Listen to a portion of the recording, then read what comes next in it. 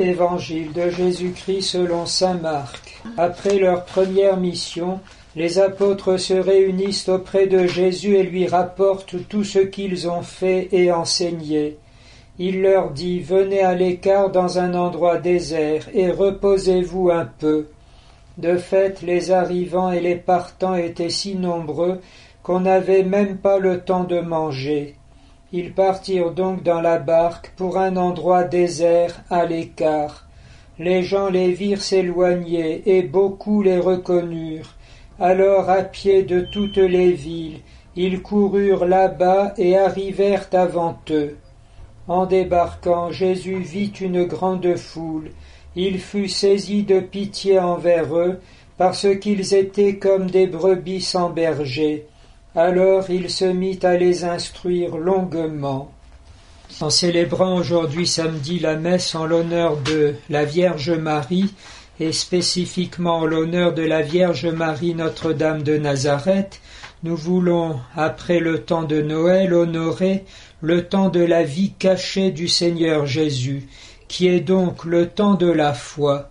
Et pour l'année de la foi, nous sommes invités ainsi à découvrir ce prolongement du mystère de l'incarnation à travers nos propres existences, en croyant, selon cette belle parole du Concile, que par son incarnation, le Fils de Dieu s'est en quelque sorte uni à tout homme, de sorte qu'il n'y a pas une parcelle d'humanité, c'est-à-dire pas une seule personne, mais aussi pas un seul moment de nos existences où le Seigneur Jésus ne soit pas présent et accessible, avec le mystère de la grâce, plénitude de grâce et de vérité, nous dit le prologue de saint Jean, qui le caractérise comme Verbe incarné, vrai Dieu et vrai homme, Jésus-Christ plein de miséricorde, lui qui se caractérise lui-même dans l'Évangile comme étant doux et humble de cœur.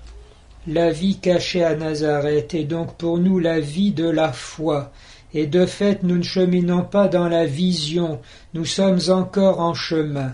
Et c'est pourquoi c'est dans ces mystères de Jésus auprès de la Vierge Marie, et particulièrement dans son mystère de soumission, que se trouve la grâce la plus appropriée pour notre temps.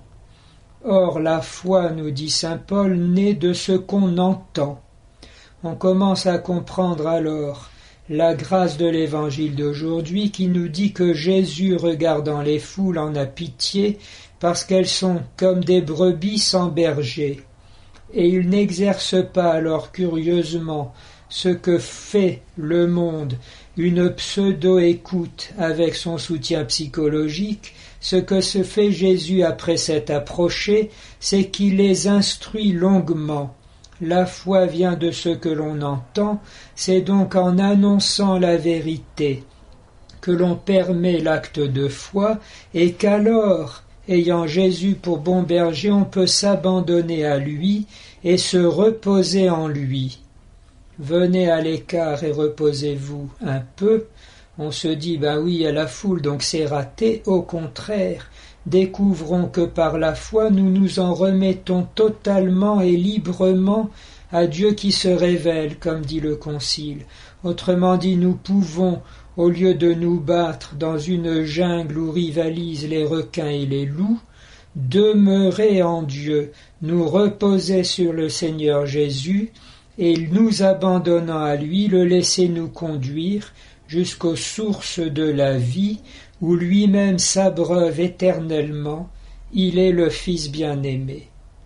On comprend alors avec quelle simplicité il nous faut accueillir le mystère chrétien, loin de toutes les complications, de toutes les discussions et de tous les débats concernant des choses qui sont très éloignées de la réalité de nos vies, aussi simples, aussi vraies et aussi profondes que celles même de Jésus-Christ.